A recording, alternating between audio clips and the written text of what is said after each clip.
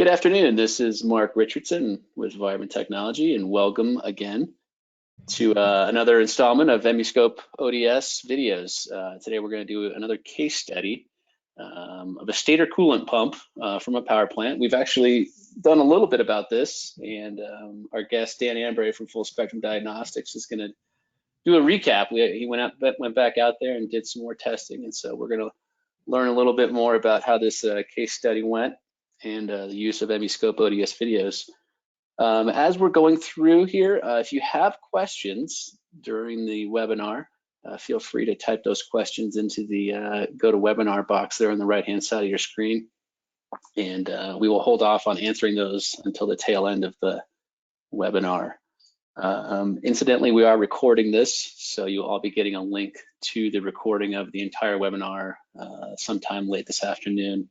And you can go ahead and view or go back and get a recording of the entire webinar. Again, questions, go ahead and type those into the question box. With that, let me hand things over to Dan and we'll go ahead and get started.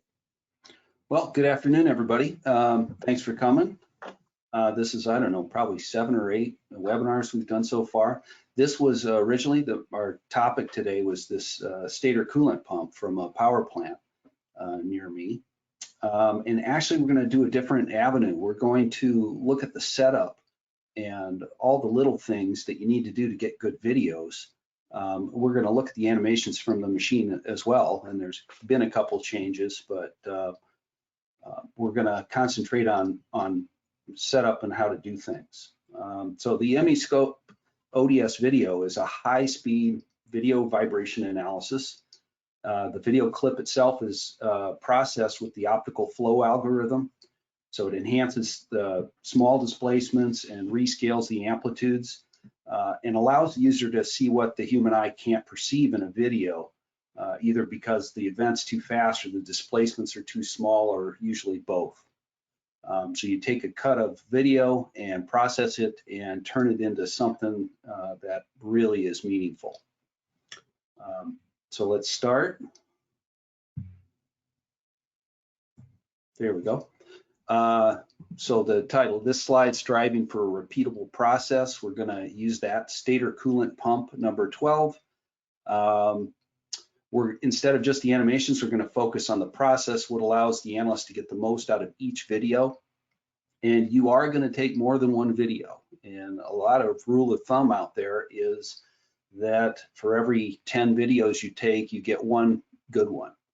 And I agree with that. I'm getting better. And in fact, this little revisit to the power plant made me think in different ways.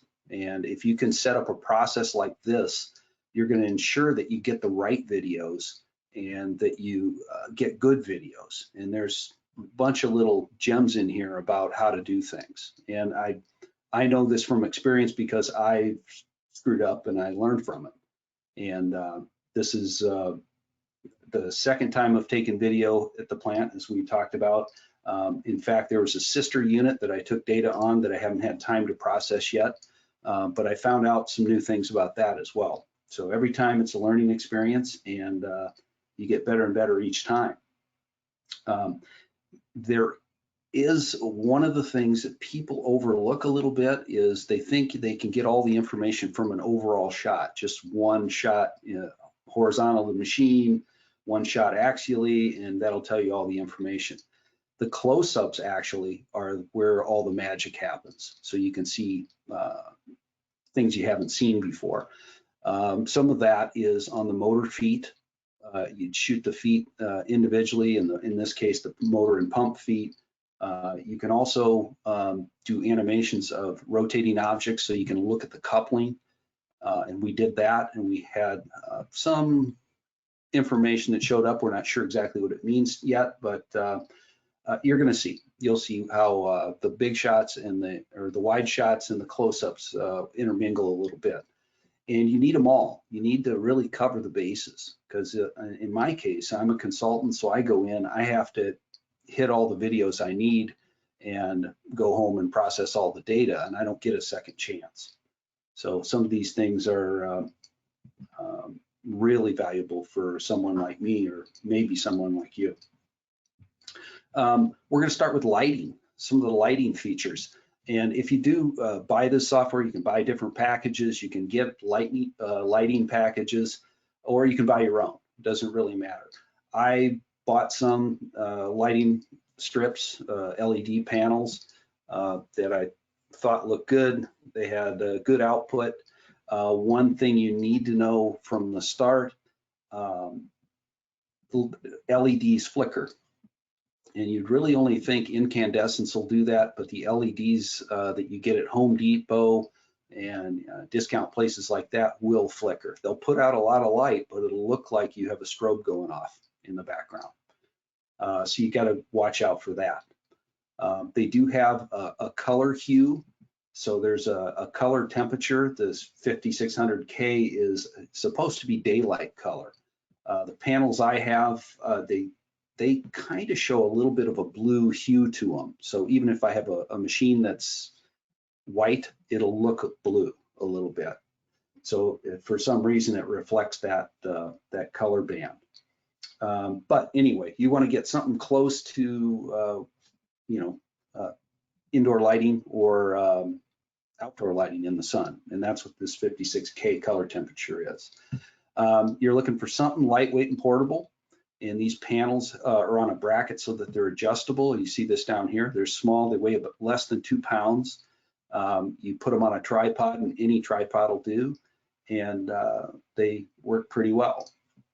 One of the, I'm not a lighting expert, but the light intensity or the lux measurement is how well you effectively light the structure you're looking at. And 3 feet's kind of where it starts to fall off. So if you can get your light panels within 3 feet of what you're looking at, that's easy for the close-ups, but for the far away shots, it's a little more difficult.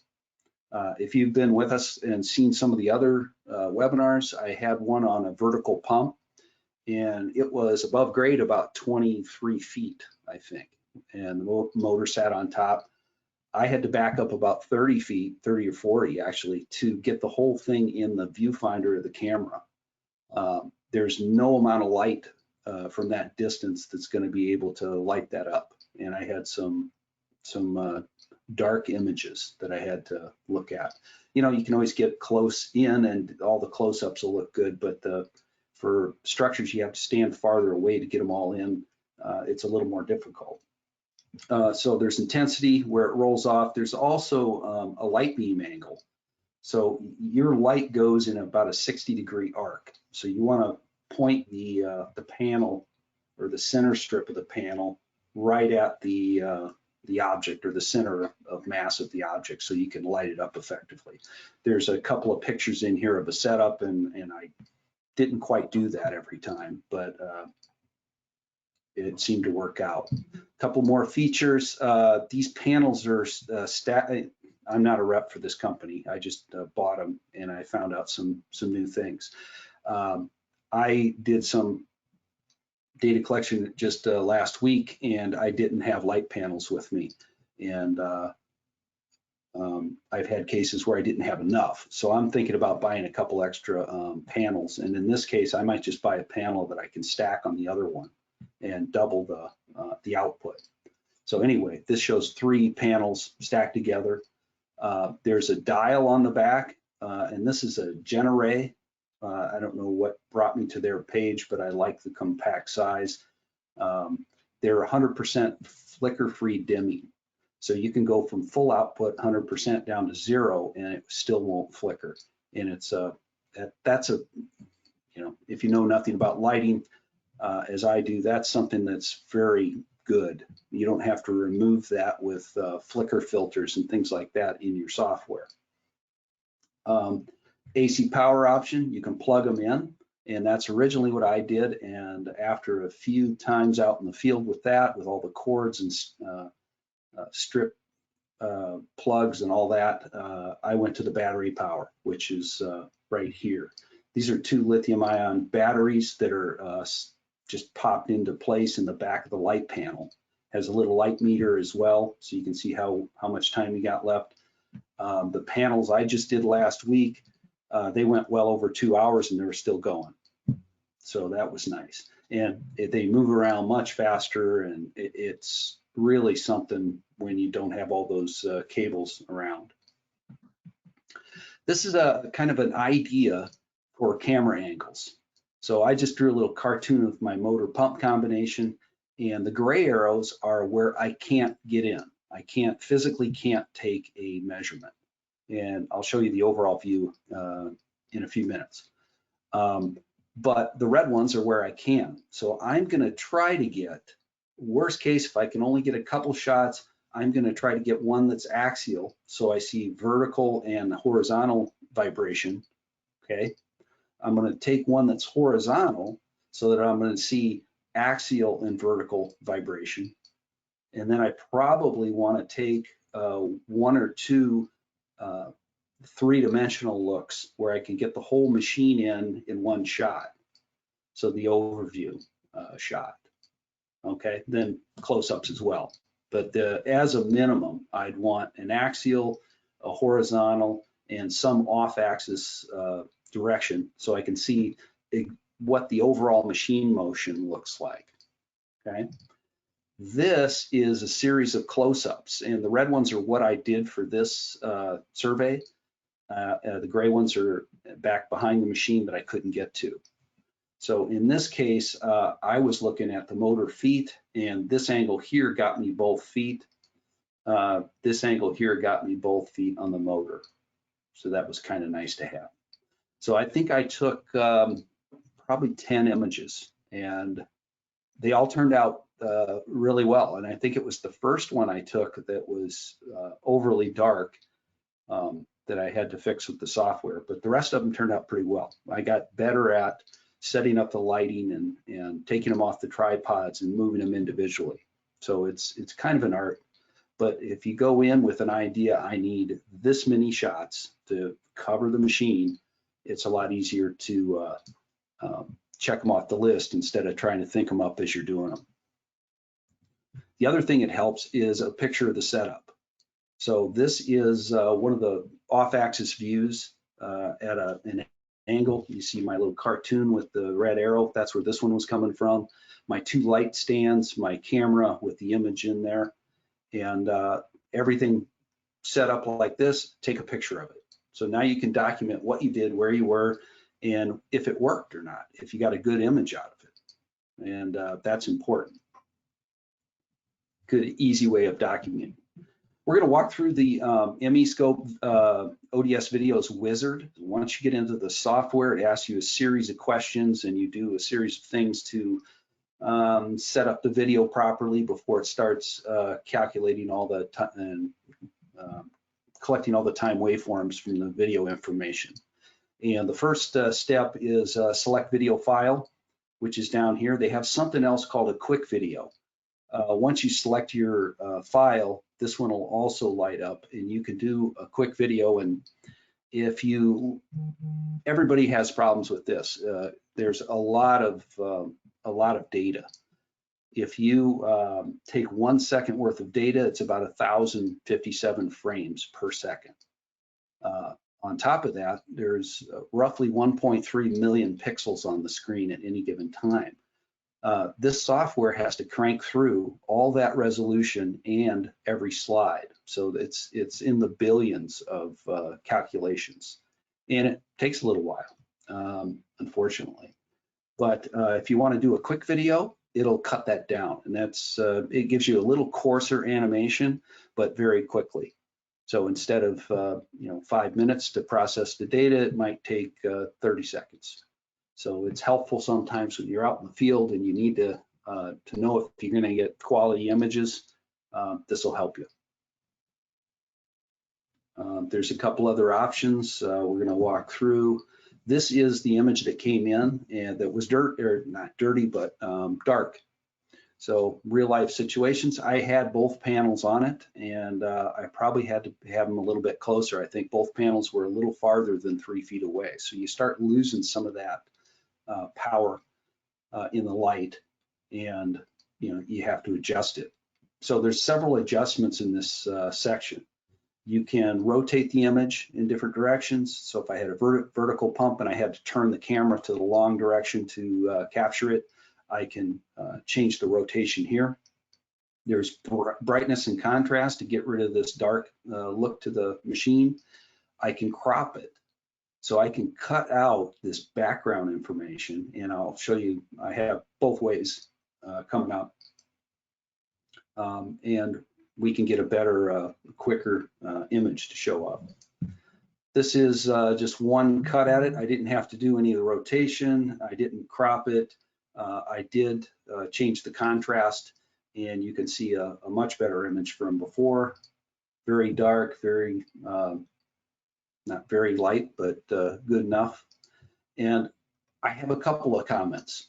This, I can see that the motor itself is in focus, and it appears that down here, you know, there's a lot of coal dust all over the place, but it's a little out of focus. Don't worry about that, okay? We're looking for an overall view of this machine. So when it starts moving, we can say, yeah, it's moving axially, or it's moving horizontal, or bouncing up and down. We'll be able to get an idea of what the structure's doing. If we want to get a close-up, this is probably one of the predetermined locations we're going to shoot. We're going to look, hey, every foot needs to be nice and tight, shim properly. We better verify that. So just like when you're doing a traditional ODS with accelerometers, you take a measurement on all your normal locations, you take measurements across joints, you take measurements all the way to the ground where you think it's not moving, and then you prove it by taking a measurement there. Okay, so this is that case. We're going to do an overall, and we know we're going to do a close-up later. Okay, this is, once we have it all set up, we have everything we need as far as rotation and cropping and contrast and so forth. We have to put some information in, and one of that is the frame rate. So the computer has to know what the frame rate was of the camera when you took the data. In this case, it was 1,057 frames per second. This has a start frame and end frame, depending on how much data you took. Usually about a second's worth of data is okay to get a good animation. Okay, if you want to have better resolution in your data, you can take longer frame slices. In this case, there was 8 seconds worth of data in the camera buffer, and we processed all 8 originally. The second time around, we did some cropping and just took a second's worth of data. Okay, and they both turned out very well as far as the animations. A little coarser in the frequency resolution, but the animations were good. Go back. So as we're doing these things, this is my video dimension. This is the capture rate. Once I put that value in, total number of frames is 1,058 in 1 second. The distance isn't set yet, and the number of points isn't quite set yet. So with next step, we're going to set a distance, which means I have to have a known distance on the structure to start with, so that the camera knows the depth, basically. And actually, it's a depth in pixels. So once I put this in, I hit the set distance button, I draw a line, and the best way to do it is either a horizontal line or a vertical line. I have a perfect vertical right there. It's 10 inches high. I put that in, and I hit next, and it stores my distance. The point density, and actually here's the, where is it, distance. There's 230.4 pixels in 10 inches. So it knows exactly how many pixels are all along that line. Number of points is the red grid here. So the MEscope software puts a grid in front of your machine and animates that grid. And it relieves it from working on every pixel. We still take data from every pixel on the screen in every frame, but we assign that data to the closest grid point. And how those grid points move tell us how the machine's moving. The last step is extract time waveforms. This is the data from the time waveforms and the grid that we put on the machine. It's a histogram. So we can adjust this for data that we don't need. So on the low end, it's background data. A lot of instances of low amplitude data showing up. And this is all the background noise in here and part of the floor or the decking that the machine's on. This side, I can reduce as well. So I'm going to drag one this way, I'm going to drag the other that way. This one is small number of instances of very large motion. So there was originally, somebody moved it, but there was a chain hanging down here.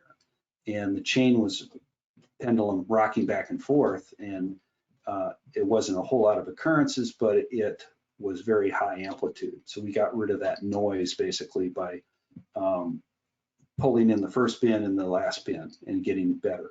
Now, if you screw it up, which you will, everybody does, there's a little trial and error in here, you can refilter. So don't worry about that, or don't filter. A lot of my images, I don't filter them the first time around. And if I need to, adjust things, I'll do it later. So when I hit the create data files, it starts cranking out the data. And in this case, there was something like 14,000 spectrum collected from that grid system on the screen. And this is the animation. So this is turning speed of the shaft. It's nice to have a spectrum that goes with it that's pretty good resolution. There were 3 frequencies I was really interested in here. There were low frequency at 900 CPM. There was 2 peaks close to turning speed of the motor, and the motor was running at 3568, and there was something else at 3590 something. And I believe one of them's turning speed and the other's a natural frequency. Now you can see from the animation that there's a lot of motion in this electrical box, and there's global motion, overall motion of the whole motor rocking. And originally it was thought that there was a coupling problem, misalignment in the coupling, or maybe the feet weren't shimmed properly and it was allowing the motor to move around a little bit too much. And they adjusted that a couple of times, the maintenance crew, and they couldn't get it to the vibration to go down. We'll see from the close-ups in here what is actually happening underneath the motor.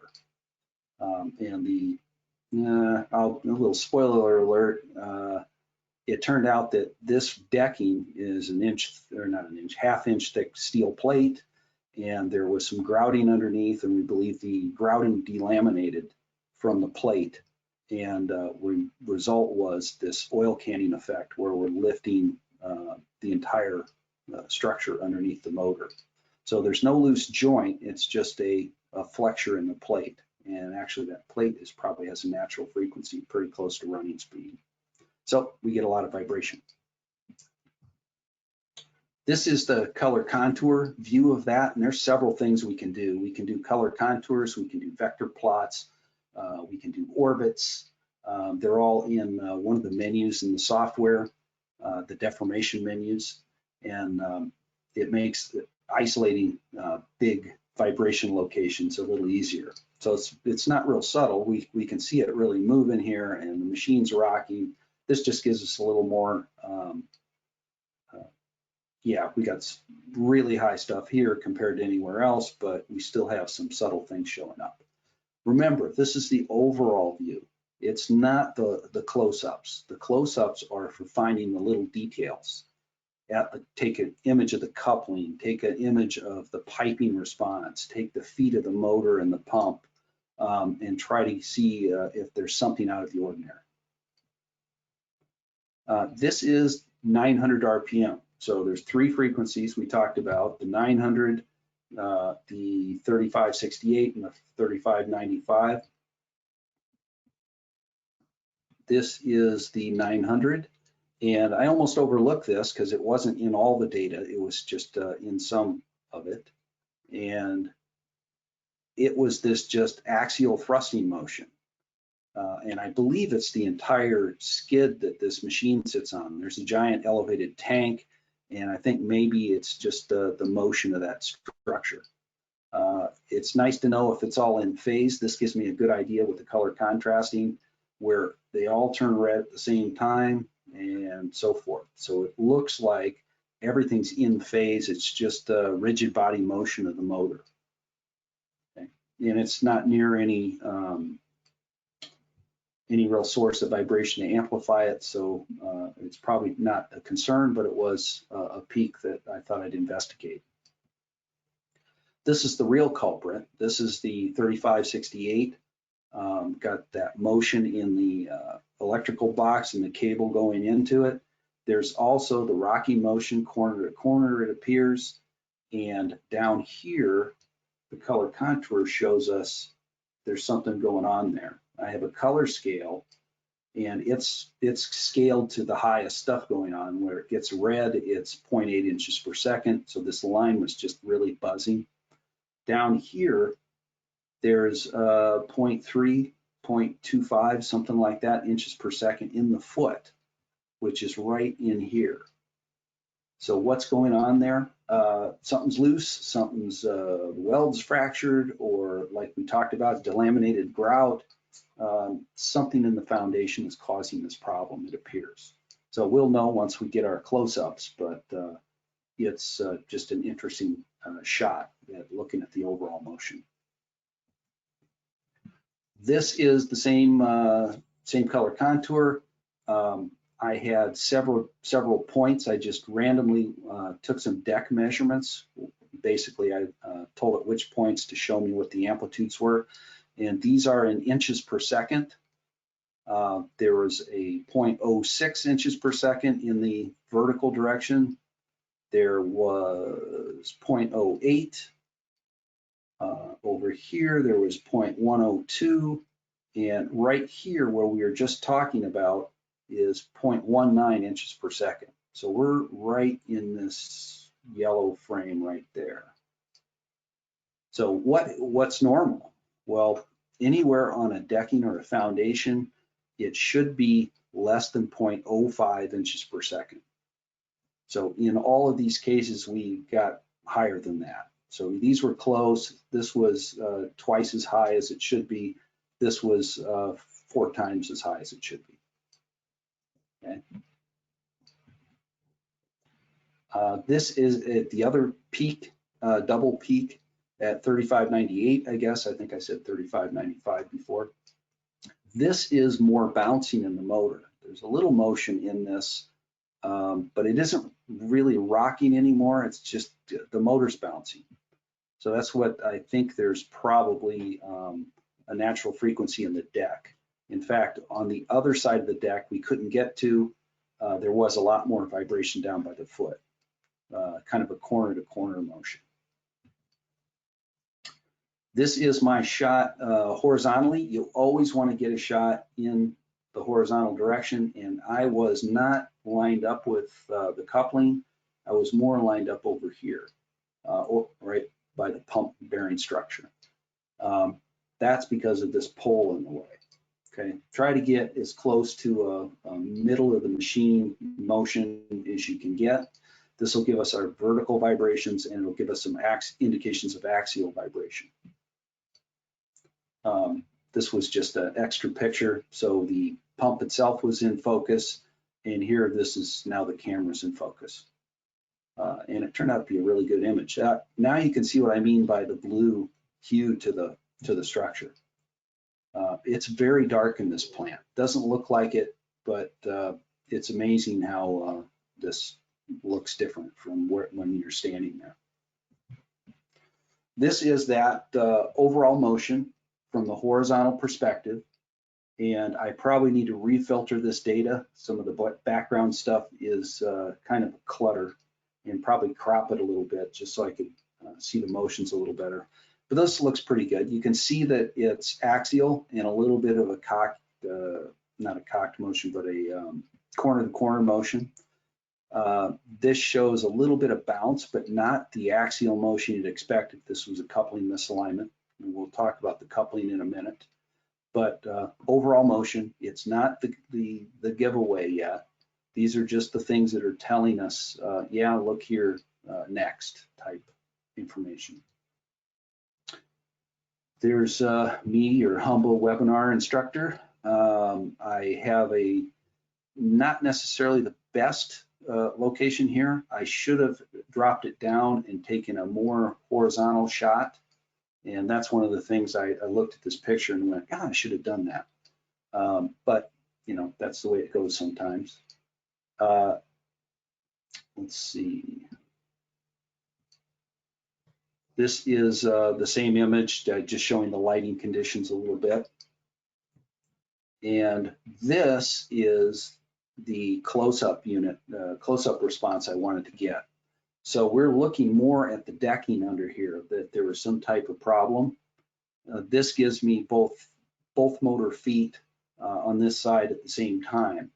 And I could get plenty of light on it and get a good response. This is the inline direct look and what it looked like on the screen. And here's what we found. This is 3568, the turning speed of the shaft.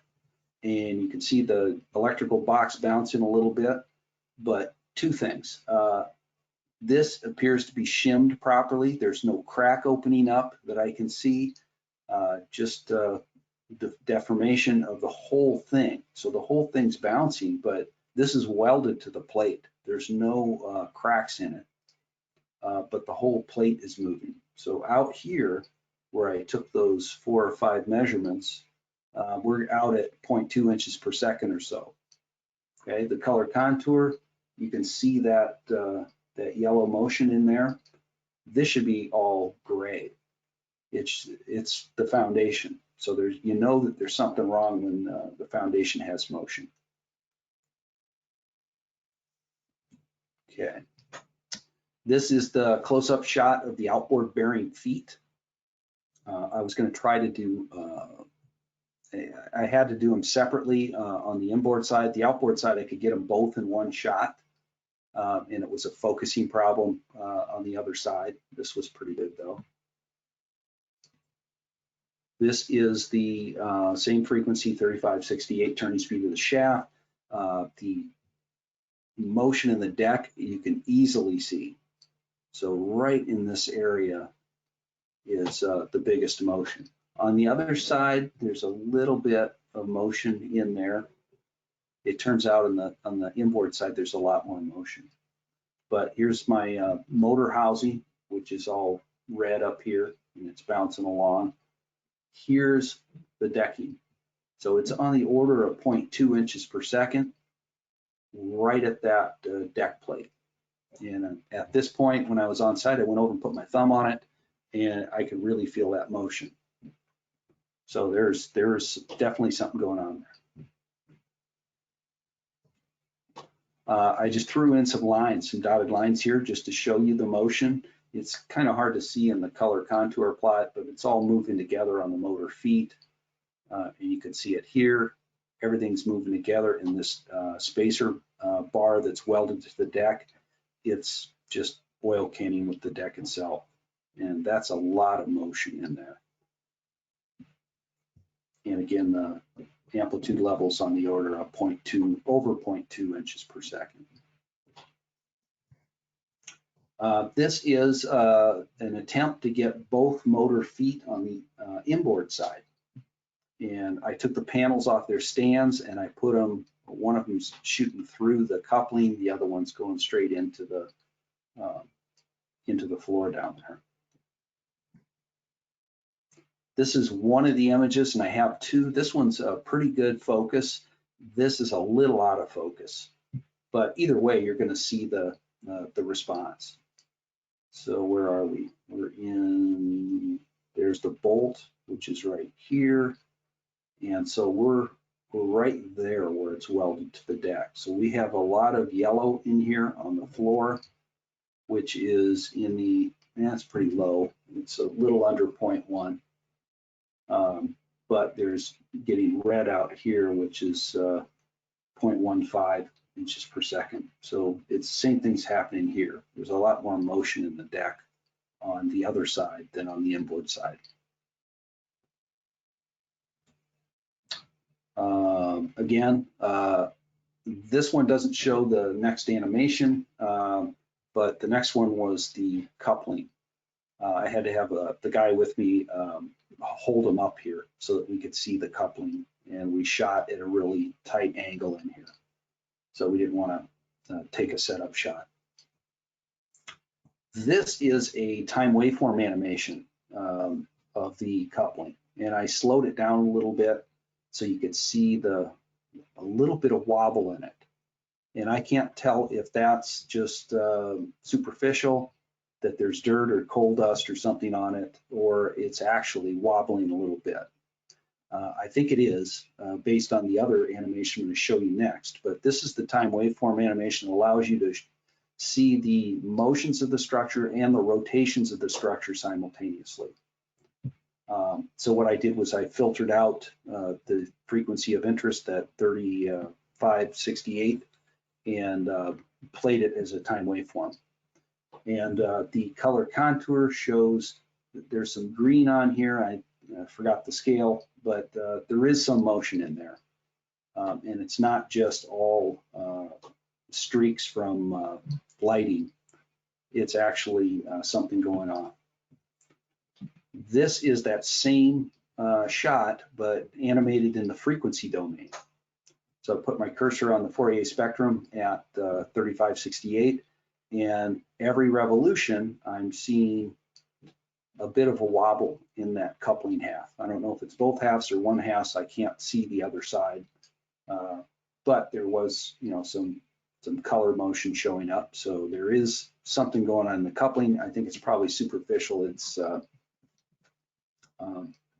nothing compared to the deck vibration.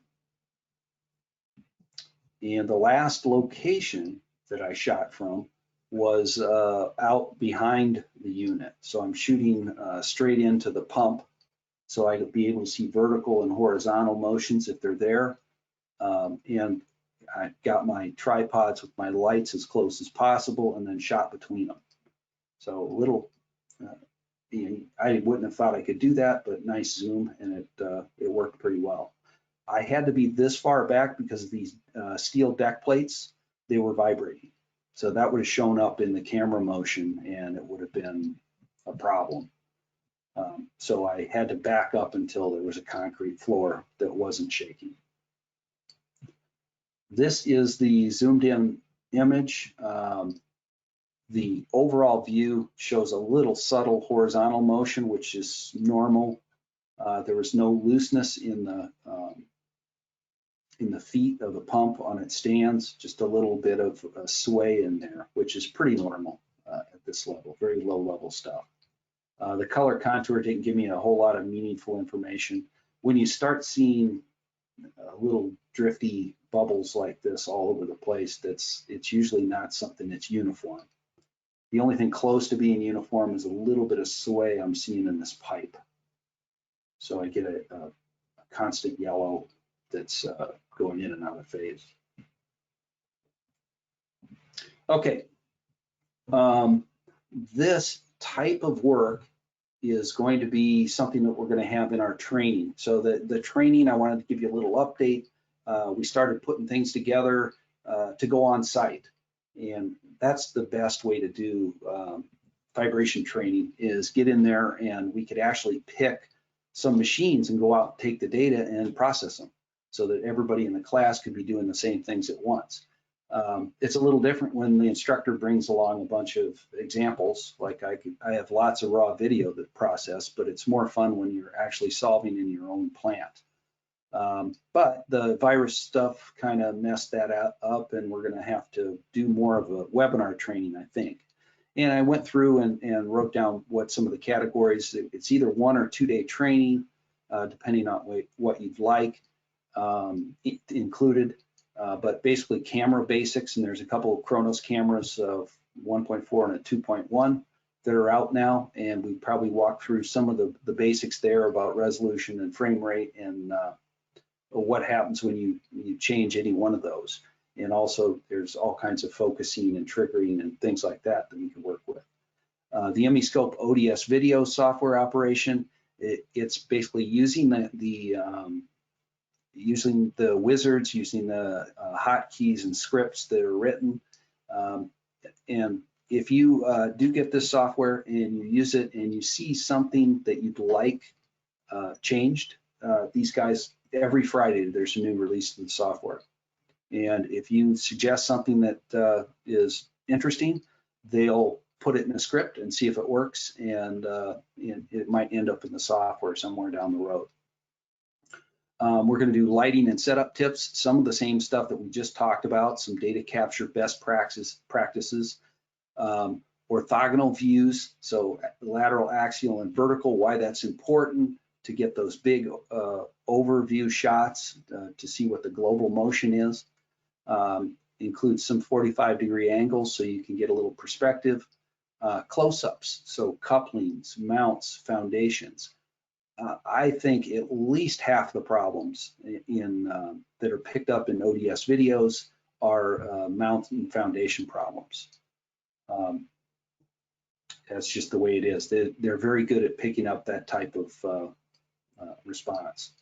Some jitter controls, triggers, and those are more camera basics. MEscope ODS videos, we'll go through the software in the training sessions, the wizards, the scripts and hotkeys. We do animations in the time waveform. We do animations in the frequency domain.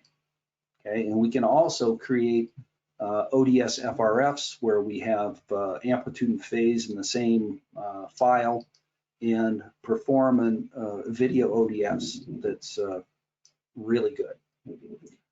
We have data manipulation, so the scaling, we can go from displacement, velocity to acceleration by differentiating or integrating the signal. We have a bunch of deformation commands doing control contour colors that you've seen, arrow vectors, orbits, different transformations. And there are applications that will show you for doing modal analysis. So we know it does ODS. There's a couple of really good examples for modal analysis. If you joined us last week or a couple of weeks ago, we did an overview of modal analysis on wind turbine structure. And we animate in the spectrum, animate in the waveform. There's lots of avenues for getting the best possible videos. And I think, yep, time has come to an end. I've run out of words. Usually try to keep it under 40 minutes, and I'm pretty close. All right, good. We do. We got a couple questions. Yeah, can you hear me? Yeah, I can hear you. Okay, great. Okay, first question came from Marion Williams. What does remove flicker button do on the wizard? I think there's a filter in the 2x line frequency band in the spectrum that works on. The flicker is cycling. It's kind of in a motor. You get changing of magnetic field. In incandescent lights, it'll flicker at twice the 60 hertz electrical current. So there's some type of little filter in there. Actually, I thought about that today, getting a better definition of that. But I can send him an email when I find out. Sure, yeah, we'll get a follow-up for that one. Question came in from Kristen Sears, and I went ahead and answered this one, but can you draw the line with the mouse or with the stylus? She's talking about the line for the measurement. It's probably either one, right? Yeah, you could do that with either one. Using, obviously with the stylus, you'll need to have a touch screen. Second, kind of a follow-up question to that: does the line have to be horizontal or vertical? Can it also be diagonal? And of course, yes, you can use a diagonal line. There's some software in there that takes the the diagonal line is going to be the hypotenuse, so it'll give you an X and Y approximation of that distance. You know what I mean? So even though you draw it at an angle, it's still going to calculate what's X and what's Y. And then a question came up, what about vibration from the floor? How much does the camera allow? I would say none. Try to minimize it as much as possible. We had, in most cases, little damping material underneath the tripod feet. The feet themselves usually have some sort of rubber mount. I use some jitter control techniques in the camera. The camera has a buffer in it of data, and it'll overwrite the data as you go.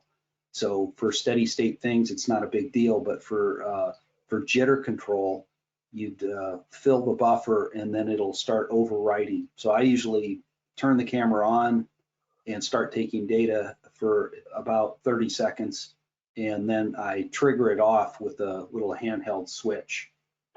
It's an accessory you can get from Kronos, but just minimizing it as much as possible. And I'm so much better at it now. When I started out, it was challenging because a lot of the videos had some bounce to them, but it'll show up as a low frequency. So if you can convince yourself that it's really a bounce, you can filter that out in the software.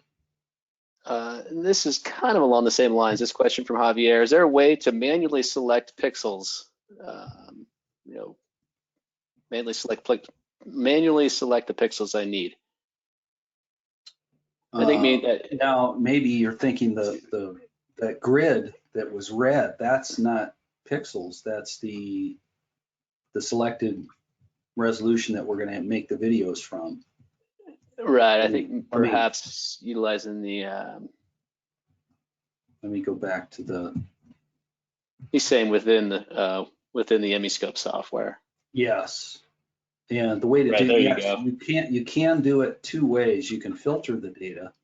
So as you move these filter sliders over, you'll remove a lot of this noise back here and retain the stuff that's actually moving. So background noise, piping, you have variations you can do. You can also go in to the MEscope software and I could get a block type thing and make a block of this whole section here and another there and turn all those points off. So if they were giving me problems, I could do it manually. I could do it with the slider controls and the magnitude filters, and there's several avenues you could do it that way. If I haven't answered your question the way you'd like, let me know. Another question here. When direct optical access is not possible, does your software support the use of mirrors? I'm not sure if we've ever tried that, but I suppose you could direct the camera. Yeah, direct the camera at a mirror. Yeah. That's a good question, Robert. We probably need to do a little research on that one, but I don't see why that would be a problem. Now you gave me something else to do. There you go. Now I'm going to have to do mirrors. Robert has another question. Have you tried with the tripod on plywood supported by inner tubes? I guess to get the shake out for the to get the floor vibration, to remove the floor vibration. Yeah, that's that follow-up. I've tried bubble wrap.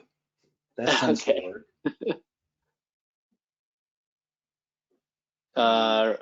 Yeah. You could slice a tennis ball and do it that way too, I think. To get a little put it over the feet. Yeah. That'd be easier than inner tubes, probably. Richard asks, was this a node response? I assume he's referring to the actual structure itself, to the highest vibration here. A node response. Well, it's probably an anti-node. If there is a natural frequency in the decking, like I suspect, the points of biggest response are the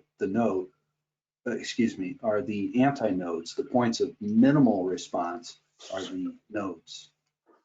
So if that's the case, then there's probably a node line in there somewhere until I found that one big response on the foot. Where was it? Right there. So I'd have to light up a few more of these to see if there was some type of node line in there.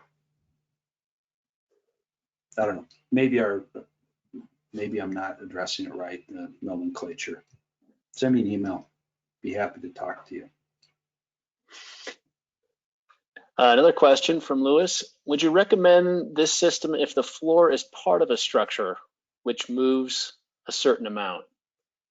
Well, then everything would move. The camera would move, the floor would move, the machine would move. So it would be, you might have some jitter, but it'll be at a lower frequency. And I believe you might be able to get rid of it if you remove it from the time waveform. If you had, there is a command, remove the DC motion. And if everything's shaking, it should be an all the time waveform, so you can shift it back off or recenter the time waveform. Richard, Richard is asking, what is the fix for this vibration? I assume he's referring to, you know, what was the, how did you end up fixing this stator coolant pump? Was there some recommendations that you had? Yeah, well, some, you'd have to pump epoxy grout into the, you know, drill some holes, pump it in there. So now it fills the voids between the old grout and the base plate. And this might take, you know, gallons of grout, epoxy grout to go in there. You never really know until you get going. Okay, I did get a notification from one of our engineers that our system will allow the use of mirrors. So Bob, that should answer your question. Bob did send, Polytech supports the use of mirrors, front surface coated for scanning laser vibrometry. Yeah, that's just reflecting a laser. In this case, you're just capturing the image in the mirror. So it should work just as well. And then Bob Frey, what about the use, excuse me here, what about using an optical fiber to access isolated locations? That's along the lines of a laser, not a video. Yeah. You'd have to have a way of bringing that in and focusing it. I have the slightest idea how to do something like that. Mm-hmm. Mm-hmm. Robert McAfee joined a little late. Is this software developed by Vibrant or a partner? Yes, this is developed by Vibrant. This is part of the MEscope package. It's one of the add-on modules to the MEscope package. Another question here. Could you have an accelerometer mounted on the camera or tripod vertical to measure vibration and subtract out vibration of the camera? Yeah, we've talked about that. Not sure if it's completely practical or not yet. You'd have to acquire the data, and you know, one's video, one's images, the other's electrical. You could subtract it out though. If you knew the magnitudes, you could pull it out of every pixel. We just haven't got a good method of doing that yet. It's in the works. Okay. And just another follow-up on the minimized flicker. Got another response here from Vibrant. The minimized flicker attempts to autocorrect the brightness / contrast between frames to reduce the difference between frames when there is a light flicker. So kind of like what you were talking a little bit about, sort of like a filter, but yeah. Yeah. Okay, that's it for questions. Great questions, everybody. Appreciate your all the questions. These are great. And again, this is recorded, so if you have any follow-up questions, feel free to review the webinar, but you can also email us at webinar@vibetech.com, and we can get those questions answered for you. And you can also email Dan directly at modalguy@aol.com. Yes, AOL still has email. So I'm the last one. Dan is the last guy to use AOL. That's okay. So anyway, I appreciate everybody joining us, and stay tuned. We'll have another one of these queued up here for in another couple weeks or so, and so we will be getting an email out to everyone. Dan, any last comments before we go? Thanks everybody for joining us. I hope everybody gets something out of it. Let me know. All righty. Sounds good. Everybody have a great week and take care of yourselves. Bye-bye.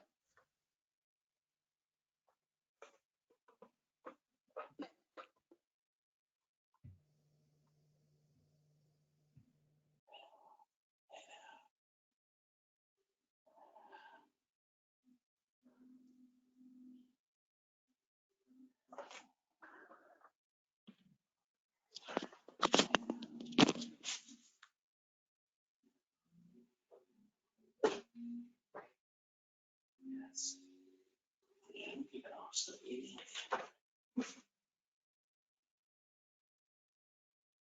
Hey there. We ended up with 35. So pretty good. Yeah, I mean, out of 50. So that's all right. It's a good turnout. That's a good video just of going through the basics. And I think that actually, I'm going to put that one right up on the website because we get a lot of questions about setup and stuff, and we did a good job of just walking through basically all the stuff that people need to set.